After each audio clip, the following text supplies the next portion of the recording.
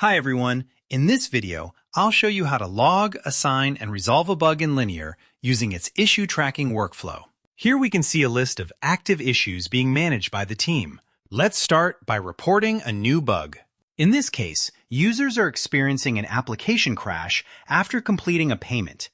I'll create a new issue, add a clear title and description, and save it to the workspace. Once the issue has been reported, the next step is assigning ownership. I'll assign this bug to a team member so there's clear accountability for resolving it. As the work begins, I'll move the issue to in progress.